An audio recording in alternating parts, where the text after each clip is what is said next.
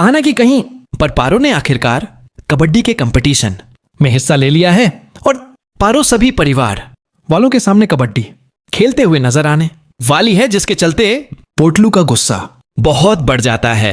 पोटलू को लगता है कि आज पारो ने इस तरह के कपड़े पहनकर सबके सामने कबड्डी जैसा घटिया खेल खेलकर उनका और उनके परिवार का अपमान किया है और इसकी सजा उसे जरूर मिलेगी। वह पारो के साथ कोई बुरा सलूक करने से नहीं चूकेंगे, लेकिन जब पारो खेल रही होती है तो वह बहुत डरी हुई रहती है, यह सोचकर कि अब उसके घर वाले क्या करेंगे। वहीं पर खड़ी आहाना पारो की हिम्मत बढ़ाती है और पारो आहाना की वजह से बहुत अच्छा खेल दिखाती है। इस वजह से पारो कबड्डी जैसे कठिन खेल में सबसे अच्छा खेलती है और उसे बड़ा प्राइज भी मिल जाता है।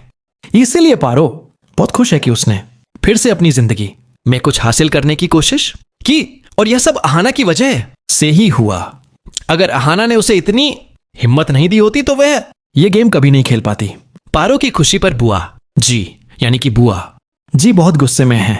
वह कहती हैं कि आहाना ने अपनी बहू से ऐसा घटिया खेल करवाकर बहुत बुरा काम किया है और अब वह अपनी बहू को इस घर में आगे नहीं रहने देंगी।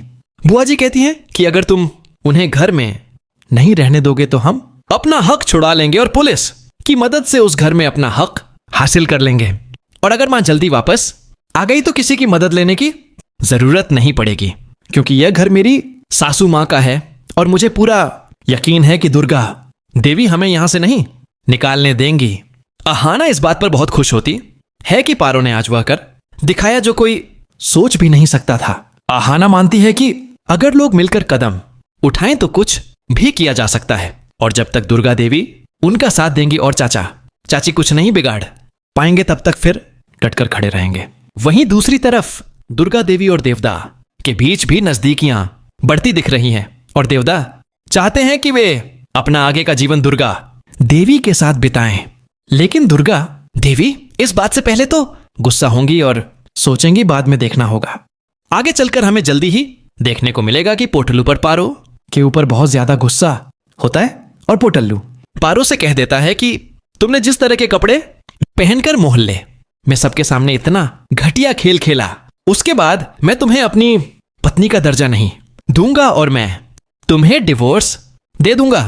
आहाना पोटलू से कह देती हैं कि अगर तुम पारो दीदी को डिवोर्स देना चाहते हो तो दे सकते हो, लेकिन इसके बदले में तुम्हें पारो को इतना धन देना होगा कि वह तुम्हारे बिना अपनी जिंदगी गुजार सकें और अपनी जिंदगी में आगे बढ़ सकें। यह सुनकर पोटल्लू हैरान रह जाता है और वह पहले तो डिवोर्स देने से इनकार कर देता है। इसी बीच घर का माहौल गर्म रहता है।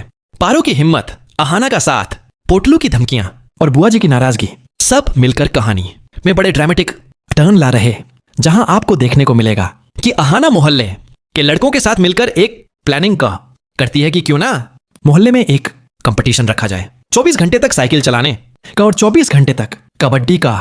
उसके बाद देखेंगे कि मीता लेती है कंपटीशन में हिस्सा साइकिल चलाने का।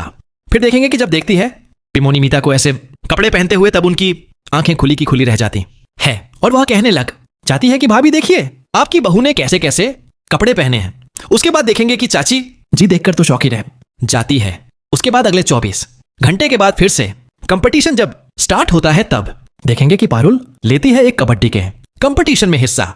उसके बाद देखेंगे पोल्टू दादा जब अपने पारुल को देखते हैं तो शौक ही रह जाते हैं देखकर और सोचने लग जाते हैं कि आखिर पारुल की हिम्मत कैसे हुए इतने छोटे छोटे कपड़े पहनने की। उसके बाद फिर दिखाया जाएगा कि आहाना की जो बड़ी वाली गोतनी रहती है वह स्टेज पर जाकर गाना गाती है। तब यह सब देखकर सब घर वाले शॉक्ड रह जाते हैं कि आखिर यह सब कर क्या रही है। उसके बाद फिर दिखाया जाएगा कि लास्ट में हमारी आहाना भी डांस करेगी